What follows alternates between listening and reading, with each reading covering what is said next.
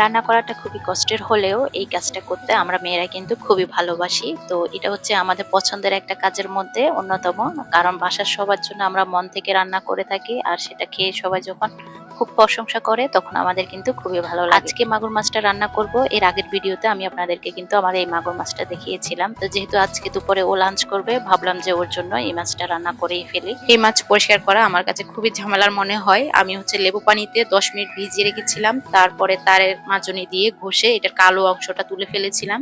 তারপর কেটে টুকরা করার পর দেখলাম যে না, আরো কিছু ময়লা রয়ে গিয়েছে। তারপরে হচ্ছে লবণ দিয়ে ভালোভাবে কচলে ধোয়ার পরে এই স্টিলের হচ্ছে যে ছাঁকনিতে আমি ভালোভাবে হচ্ছে বসে আবারও ধুয়ে নিয়েছি। এর থেকে বেশি পরিষ্কার করা আসলে আমার কাছে পসিবল না। আপনারা যদি এর থেকে ভালো পরিষ্কার করার কোনো ওয়ে থাকে তাহলে অবশ্যই কমেন্ট করে জানাবেন। রান্না করার সময় আমি হচ্ছে সবকিছু একসাথে গুছিয়ে তারপর রান্নাটা বসাতে বেশি পছন্দ করি। আমার কাছে কেন জানি না মনে হয় সবকিছু একসাথে গুছিয়ে তারপরে রান্নাটা বসালে খুব সহজে রান্নাটা করে নেওয়া যায়। 1 থেকে 1.5 ঘন্টার মধ্যে কিন্তু রান্নাটা কমপ্লিট করা যায়।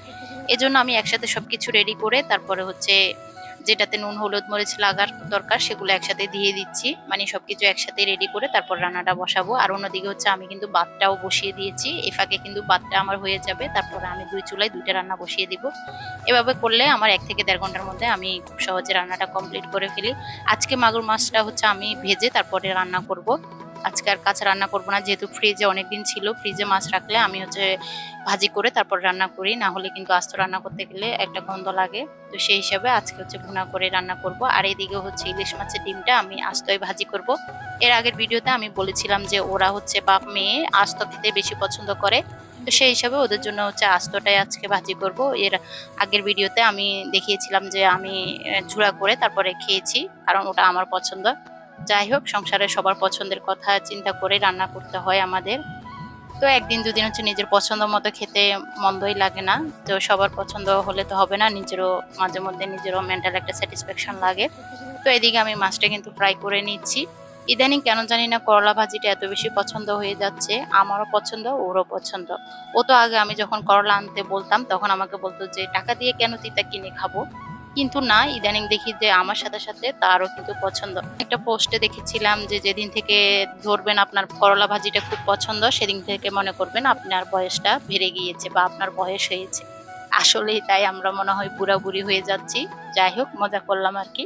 করলা ভাজিটা আমার কাছে একদম পোড়া পোড়া করে ভাজি করলে সেটা গরম ভাত দিয়ে খেতে খুবই ভালো লাগে। এটা একদমই তিতা লাগে না। আর হচ্ছে বেশি পরিমাণে আলু দেওয়ার কারণে এটা তিতাটা অনেকটাই কমে যায়। তো এদিকে কথা বলতে বলতে আমার মাছটা কিন্তু কষানো হয়ে গিয়েছে। আমি আলুটা আগে থেকে কষিয়ে নিয়েছি আর এখন মাছটা দিয়ে দিয়েছি। তারপরে এখানে আমি একবারে জলের পানিটা দিয়ে দিব আর এদিকে করলা ভাজিটাও কিন্তু বসিয়ে দিয়েছি। তো আজকে দুপুরের মেনুতে আমাদের ছিল হচ্ছে মাগুর মাছের ঝোল, করলা ভাজি আর হচ্ছে ইলিশ মাছের আস্ত ভাজি।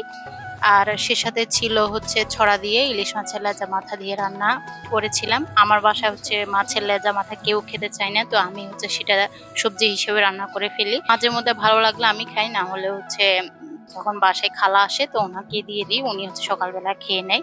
এদিকে মাছটা আমার রান্না করা হয়ে গিয়েছে। আর এদিকে হচ্ছে আমি মাছের ডিমগুলো ভুনা করে নিব। মাছের ডিমগুলো যেহেতু অনেক বড় ছিল তাই আমি হচ্ছে ছোট ছোট টুকরা করে নিয়েছি, যাতে দেখতেও সুন্দর লাগে আর হচ্ছে ভিতরটা ভালোভাবে কুকড হয়।